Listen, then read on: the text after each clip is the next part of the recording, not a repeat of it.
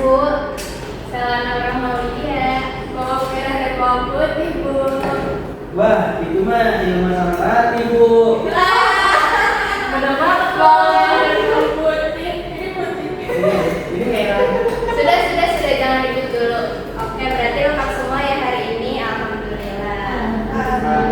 Oke, anak-anak, sebelum masuk ke materi, kita main game kecil-kecilan dulu ya. Nama gamenya lanjutkan ceritanya.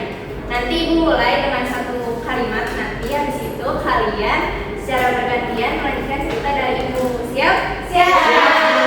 Oke, Ibu mulai ya. Pada malam hari ada seseorang yang berjalan sendirian di depan telaga. Tiba-tiba dia mendengar suara percikan air.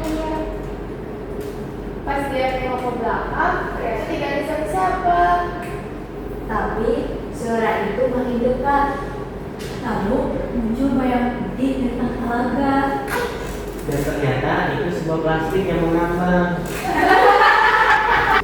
Wah, ceritanya jadi gak terduga gini ya. Tepuk tangan dulu untuk semua. Nah, tanpa kalian sadari, kalian sudah membuat cerita lisan. Nah, itu berhubungan dengan materi kita hari ini.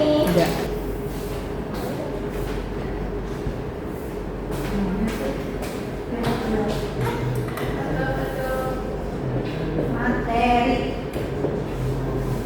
hari ini lagi materi lagi. Iya, pulang aja. Oh, pulang aja.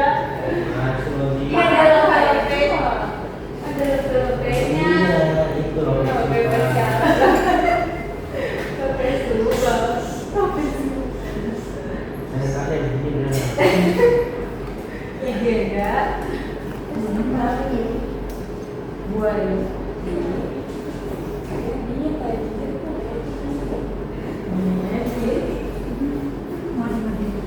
Iya,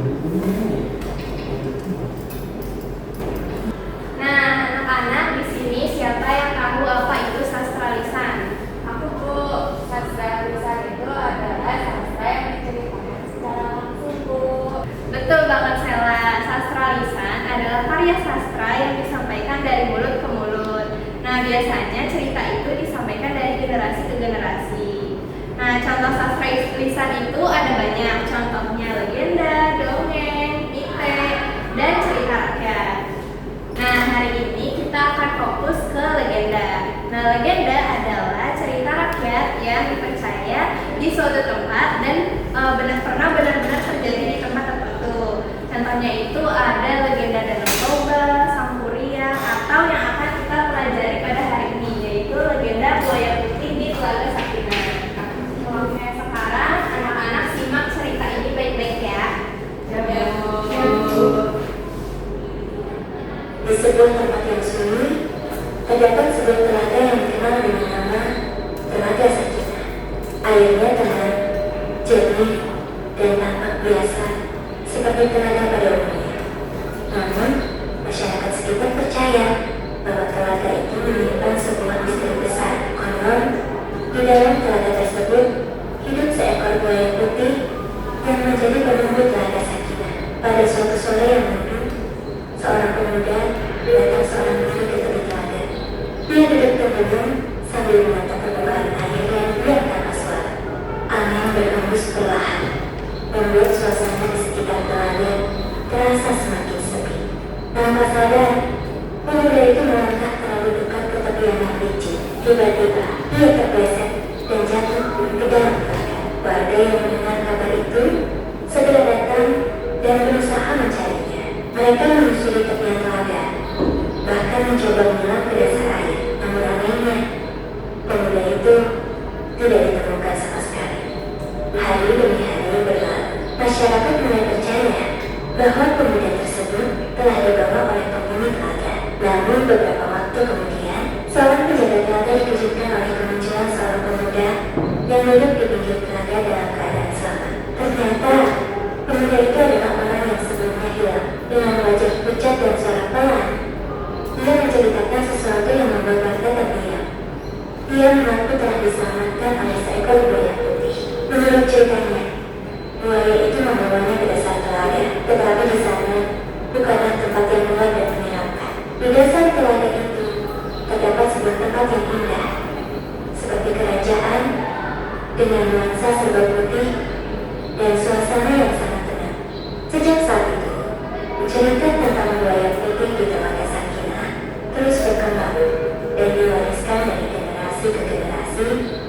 sebagai salah satu cerita rakyat yang dipercaya oleh masyarakat sekitar.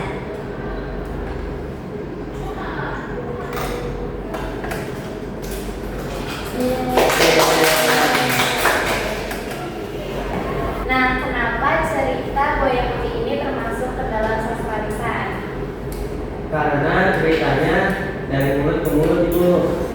Nah, betul Farhan. Sebenarnya cerita Buaya Putih ini ada banyak versinya anak-anak. Ada yang bilang kalau Buaya Putih itu menjaga tempat tersebut. Tapi ada juga yang bilang kalau Raden Putih itu dunia gaib. Nah, kalau kalian jadi pemuda tersebut, kira-kira kalian bakal percaya nggak sama cerita Buaya Putih ini? Kalau saya sih takut duluan, Bu.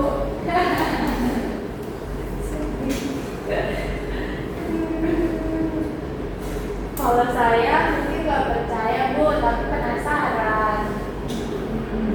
Saya mah malah nggak mau Bu deket-deket sama keluarganya.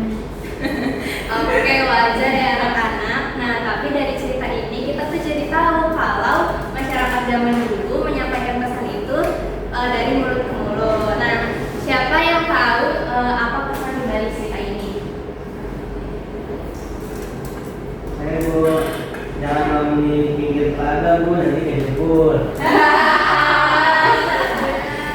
Oke, sebenarnya jawaban Farhan ini nggak salah ya. Pada zaman tersebut, cerita ini tuh bertujuan agar anak-anak kecil nggak bermain di pinggir telaga pada masa itu. Nah, tapi ada pesan tersirat yang dapat kita petik. Nah, yaitu kita sebagai manusia sebaiknya mempercayai sebuah keajaiban alam semesta. Wah, ternyata pesannya dalam banget ya, Bu. Betul. Jadi kesimpulannya, sastra lisan adalah karya sastra yang diwariskan secara lisan.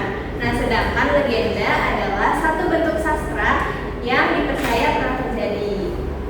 Nah, cerita Buaya Putih di Telaga Sakinah ini termasuk legenda dari sebuah sastra lisan karena berkaitan dengan tempat nyata dan dipercaya oleh masyarakat. Oke, sekarang kita masuk ke bagian yang paling seru, yaitu tugas untuk kalian semua. Ya. Ya, tenang aja anak-anak. Tugas kali ini gampang banget. Kalian cuma perlu cari sastra lisan yang ada di daerah kalian. Lalu jelaskan judul ceritanya apa, terus termasuk ke jenis apa, legenda, dongeng, atau mite dan lain-lain. Nah, lalu dijelaskan pula mengapa cerita tersebut masuk ke dalam sastra lisan. Mudah kan?